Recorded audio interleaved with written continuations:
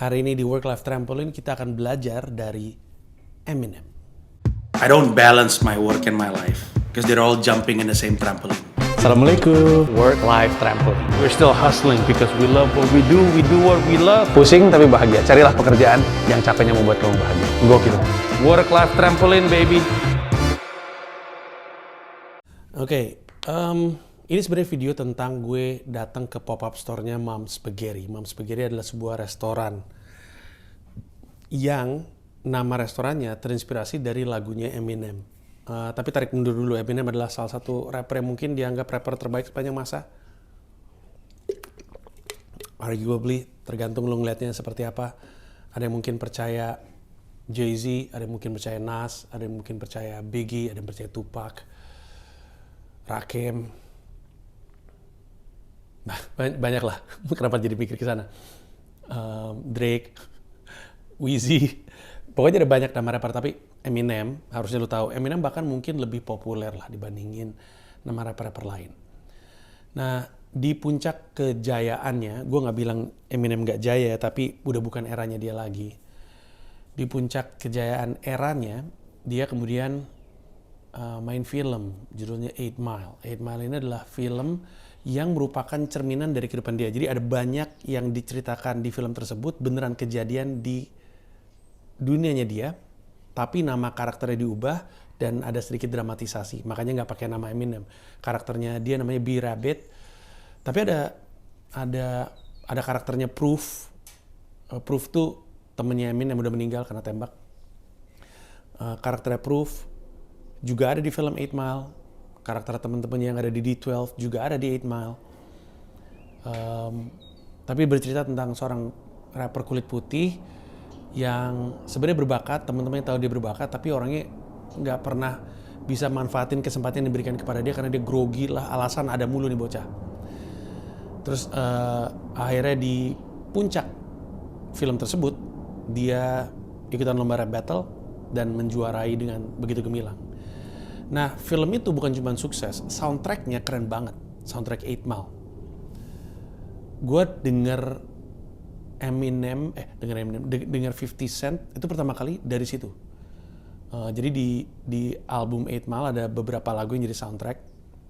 Ada Places to Go, I got places to go, I got people to see, the penitentiary, and the place for me. 50 Cent tuh. Gue denger Wangsta pertama kali juga di situ. Keren banget. Itu album keren banget. Tapi yang gue paling suka sebenarnya Obi Trice. Di album ada Eminem, ada 50 Cent, sama ada satu lagi namanya Obi Trice. Obi Trice, real name, no gimmick, gue inget banget. Tapi nggak tahu, mungkin kerja kerasnya beda kali. Nggak tahu, mungkin rezekinya kurang, Obi Trice. Eminem, 50 Cent yang lebih maju, dan 50 Cent lebih lucu. 50 Cent tuh dulu di lirik-liriknya penuh punchline, terutama di album Get Rich or Die Trying. Album keduanya bahkan udah nggak terlalu lucu lagi. Nah, di album tersebut ada lagu judulnya Lose Yourself. Pasti lu pernah dengar. Gue jadi ingat kupluk 8 Mile gue yang hilang. Tapi intinya di situ si lirik lagu Lose Yourself-nya adalah his palms are sweaty, knees weak, arms are heavy, there's vomit on his sweater already, mom's spaghetti. Gue cerita panjang lebar itu cuma mau cerita potongan lirik dari sebuah lagu. Bahkan potongan itu ya, Mom's Spaghetti itu bukan poin dari lagunya. Poin dari lagunya itu adalah losing yourself in the music, the moment. In the moment gitu. Tapi Mom's Spaghetti dicomot, kemudian dijadiin nama restoran yang sekarang udah buka di Detroit, ada satu tempat lagi, dan kemarin buka pop-up di New York dalam rangka 20 tahun perayaan film 8 Mile. Nah, untuk gue pribadi, juga mungkin untuk lo yang nonton, kami ini generasi Eminem dan 8 Mile.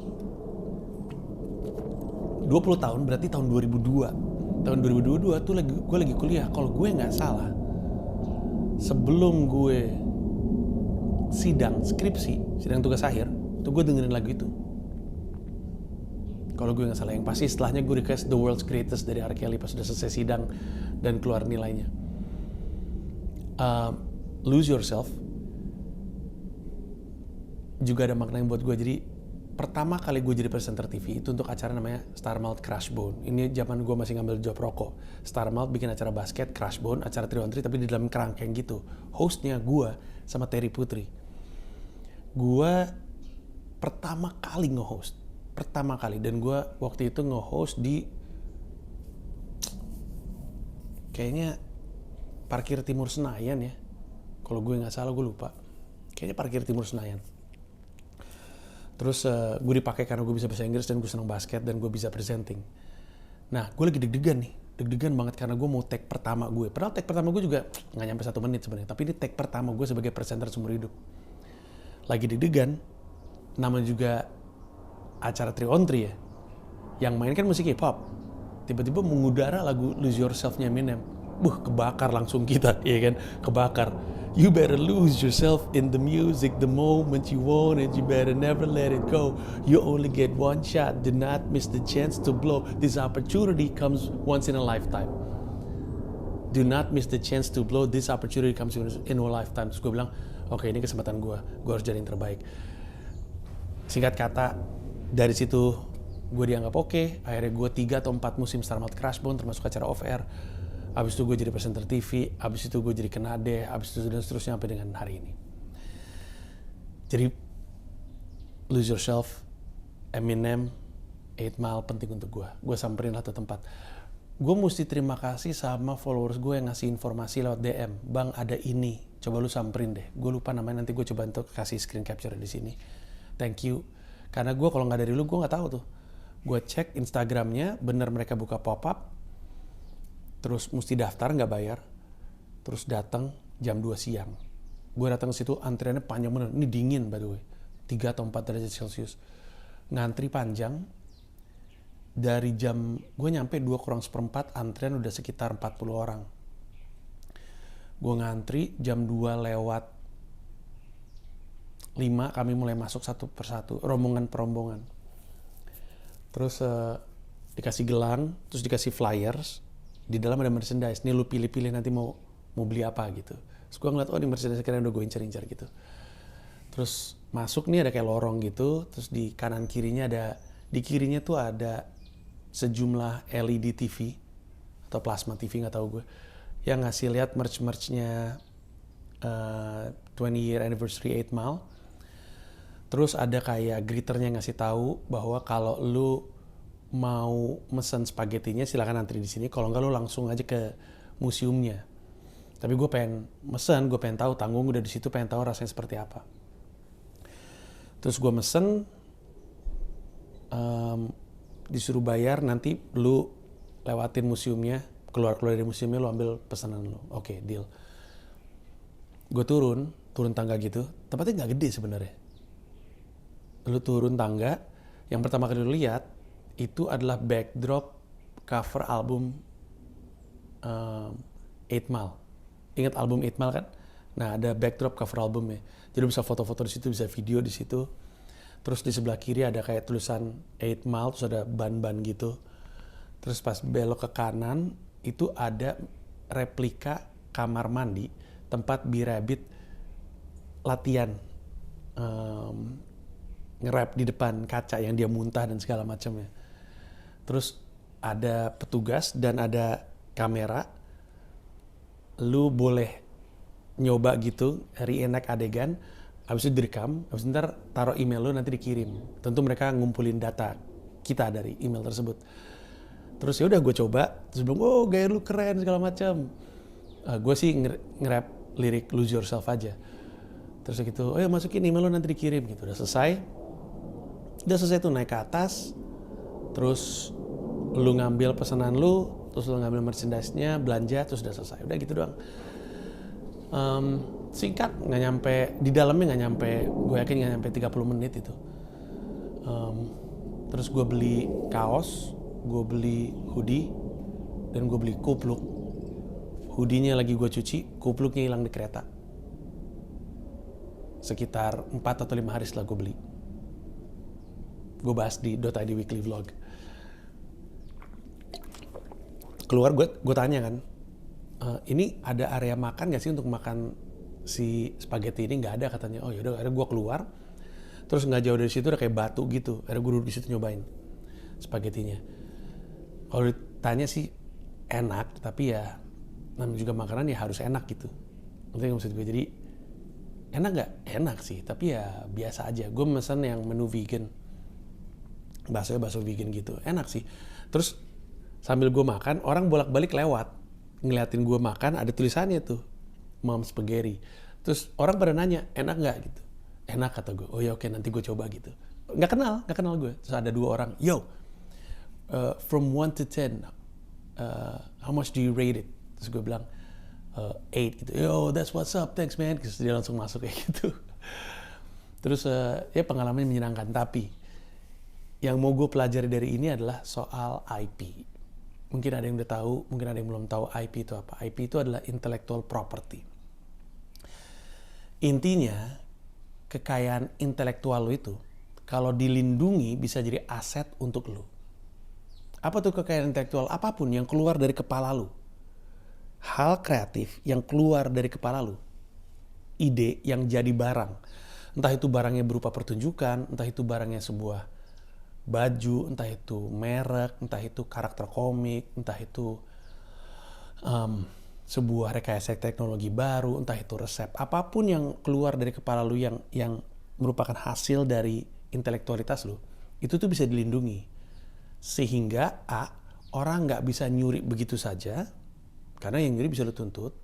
Dan B, orang bisa, kalau misalkan ide lu tuh begitu oke, begitu keren dan banyak yang suka, orang jadi bisa bermitra sama lu. Contoh, IP paling berharga di dunia adalah Pokemon. Nomor 2 Hello Kitty. Gue lupa nomor 3 apa. Tapi Batman tuh baru urutan ke 6 kalau nggak salah. Atau Spider-Man dulu, atau Superman. Pokoknya Marvel tuh 8 ke bawah lah. Ada banyak banget tuh. Nah, yang menarik tuh Hello Kitty. Kartunnya aja nggak ada Hello Kitty. Hello Kitty tuh bener-bener cuman Hello Kitty doang aja. Karakter Hello Kitty, nggak ada komiknya. Nggak ada kartunnya, nggak ada komiknya. Cuma orang bayar license Hello Kitty untuk kemudian jadi tas, jadi tempat pensil dan segala macamnya. Pokemon mulainya dari komik namanya. Gue nggak tahu dari kartu kayaknya. Gue lupa sih yang mana. Tapi kemudian geser jadi banyak hal gitu. Ya sebenarnya paling nggak Star Wars juga jadi IP ada di 10 besar kalau nggak salah. Contohnya kayak Star Wars gitu ya, atau kita ambil cara yang paling gampang, Spider-Man aja deh. Spider-Man itu kan datang dari komik. Dulu, Marvel lebih berpikir Spider-Man itu karakter komik. Sekarang udah beda. Karena Spider-Man itu, lisensinya dijual kerjasama sama produsen kaos, produsen tas, dan segala macamnya. Karena ada kaos yang, kayaknya kalau kaos gue ada gambar Spider-Man-nya, dagangnya lebih laku deh. Gue mau pakai gambar Spider-Man, tapi nggak bisa sembarangan, mesti ngomong, Marvel boleh nggak gue bikin kaos ada muka Spider-Man yang Marvelnya ngelihat, oke ini perusahaannya legit, oke harganya sekian. Terus kata si perusahaan bajunya, kayaknya hitung-hitungan bisnisnya masuk sih, ya udah deh gue bayar license-nya, jualan, dan bener jualannya langsung jadi gede-gedean. Nah itu namanya licensing deal. Hiduplah Indonesia Maya itu bukan podcast, itu IP. Salah satu bentuknya podcast, tapi dia juga merchandise, dia juga live event. Dia banyak hal. Nah, bagaimana caranya lu tahu sesuatu ini bisa jadi IP atau tidak? Lu tanya aja, yang sekarang ini lagi lu pegang, itu bisa ada turunan atau enggak? Gue ambil contoh podcast Minggu. Podcast Minggu gue rasa dimulai dengan, ya udah kita bikin podcast aja. Tapi sekarang podcast Minggu tuh udah jadi nama brand, udah jadi nama IP. Setiap kali Awe sama Pican ngeluarin kaos, laku mulu sekarang. Kalau emang podcast seminggu cuma sekadar podcast, apakah kaosnya akan laku? Enggak. Dia udah lebih dari sekedar podcast. Dia udah jadi nama brand. Suatu hari nih, gue nggak kaget kalau misalnya suatu hari bir gitu ya. Apa ya? Gue nggak tahu bir lagi. Liquid Death deh. Misalkan Liquid Death. Pengen tap in ke market Indonesia. Terus dia ngelihat, ini podcast Minggu audiensnya gokil banget ya. Kerja sama dia bikin Liquid Death X podcast Minggu. Habis itu dia bayar ke podcast Minggu untuk naruh podcast Minggu di sini supaya basis masanya podcast Minggu mau beli ini, bayar dia ke podcast Minggu. Nggak kaget gue kalau akan ada hal-hal seperti itu. Mungkin udah terjadi bahkan. Udah terjadi dalam urusan kaos. Kayak Awe itu kerjasama dengan banyak brand kaos. Brand kaos ini bilang, gue bikin kaos dong. Gue pengen ada kaos podcast minggu. Karena dia tahu, produsen kaos dia tahu. Marketnya podcast minggu bukan cuma gede, tapi juga militan dan mau spending. Podcast minggu jadi live juga, laku juga. Waktu itu Awe kalau nggak salah punya ide. Sampai sekarang masih lucu idenya. Ada si Awe atau dia Awe sama Pisan punya ide mau bikin sayap, tau nggak lo? Cape. Kayak sayap Batman. Tapi mereknya podcast minggu. Itu tuh kalau barangnya ada laku, gue yakin. Beneran dah. Nah jadi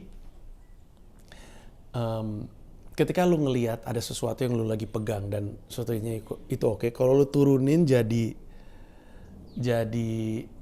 bisa diturunin jadi banyak hal, nah itu adalah ciri-ciri sesuatu yang bisa jadi IP. Tapi untuk jadi IP dia mesti ditumbuhkan panjang waktunya. Lu butuh waktu, ya tergantung sih, bisa pendek bisa panjang. Tapi intinya adalah untuk jadi IP yang solid dia harus punya basic following yang gede. Artinya dia harus punya penggemar yang banyak. Penggemarnya belum tentu langsung paying customer, tapi kalau penggemarnya banyak, kalau misalkan top of the funnel-nya luas, ketika diajak untuk berbayar yang murah, yang sedang, yang mahal, angkanya gede kalau funnel-nya gede. Nah, Mom Spaghetti itu sebenarnya datang dari IP milik sebuah lagu Eminem gitu. Eminem juga pasti nggak mikirin bahwa Mom Spaghetti bisa jadi restoran, nggak kepikiran pasti. Tapi bahwa ada sebuah restoran yang ngambil dari sebuah lirik lagu yang bahkan bukan bagian signifikan dari lagunya, membuat kita berpikir wow, IP bisa banyak banget, bisa luas banget gitu. Kayak Nanti Kita Cerita Tentang Hari Ini yang jadi film oleh Angga Sasongko, salah satu film favorit gue. Itu kan datang dari buku. Tapi film itu bahkan nggak tentang bukunya kan kalau nggak salah kan kayak kutipan atau kalimat-kalimat pendek atau cerita-cerita pendek gitu kan yang bikin hati gitu. Tapi dia ngambil Nanti Kita Cerita Tentang Hari Ininya itu sebagai sebuah IP untuk kemudian jadi film. Waktu itu gue pernah datang ke sebuah toko, dia jualan kayak kaos, merchandise, notebook gitu-gitu. Nah itu berarti Nanti Kita Cerita Hari Ini udah jadi IP. Gue mau ngomong tapi gue takut salah, kayaknya generasi 90 juga udah jadi IP, banyak banget lah. Ya, kenapa gue takut salah? Karena yang bikin 90-an belakangannya jadi banyak. Gue nggak tahu tuh apakah itu semua sama atau enggak. Tapi itulah kenapa IP lo tuh mesti dilindungi. Nah biasanya karena gue stand up comedian, orang akan mengkaitkan dengan Ramon Papana. Betul, IP itu, intellectual property itu ada, bisa didaftarkan sebagai paten, hak cipta, dan merek dagang, dan rahasia perusahaan. Paten itu untuk teknologi. Jadi kalau misalkan ada yang bilang, oh open mic dipatenkan, itu salah. Paten itu hanya untuk teknologi. Ini beginian nih. Tahu nggak yang membuat kita nggak harus begini, tapi dikrek terus dilipat, ini dipatenkan nih. Bahkan bentuk kaleng ini bisa dipatenkan. Cara bikin kaleng seperti ini bisa dipatenkan. Kalau logonya, ininya didaftarkan sebagai merek. Liquid Death didaftarkan sebagai merek. Open mic didaftarkan sebagai merek dagang. Yang berarti dulu setiap kali ada orang pakai open mic, ya yang memegang mereknya merasa berhak untuk nuntut, walaupun argumennya adalah kenapa istilah umum lu jadiin merek gitu kan. Terus kayak stand up joke, ada yang bilang joke itu tidak bisa dilindungi secara intelektual. Bisa kalau udah jadi sebuah produk yang jadi tayangan. Makanya gue tuh hampir setiap tahun tuh bikin pertunjukan dan gue jadiin tayangan. Karena ketika jadi tayangan, semua joke di dalamnya otomatis sudah terlindungi. Copyright by gue. Gitu, hak cipta dari gue. Udah jadi pertunjukan. Sehingga ketika ada yang ngambil terus naruh di Instagramnya, ngambil terus naruh di YouTube-nya, itu gue bisa aja ngomel sama mereka. Ya lu nyolong punya gue, ini udah dilindungi secara hukum, gue proses ya. Tapi pada akhirnya pada minta maaf semuanya. Jadi karena saya umat muslim yang baik, saya maafkan mereka semua. Karena itu yang diajarkan oleh Rasulullah. Itu aja dari gue. Makasih banyak. Dan kapan-kapan kita bahas lagi apapun berkaitan dengan bisnis dan IP berikutnya. Bye-bye. Terima kasih banyak udah nonton video ini sampai akhir. Mau mengingatkan saja bahwa seluruh video gua stand up di New York City bisa lu akses dengan menjadi member YouTube gua. Ada 3 level, ada yang Rp30.000, Rp125.000, ada yang Rp1,5 juta, masing-masing punya manfaat sendiri-sendiri. Tapi yang pasti, dari yang Rp30.000, lu udah bisa akses semua video stand up gua di New York City tanpa disensor, tanpa dipotong, termasuk video-video yang sebelumnya. Terima kasih sekali lagi.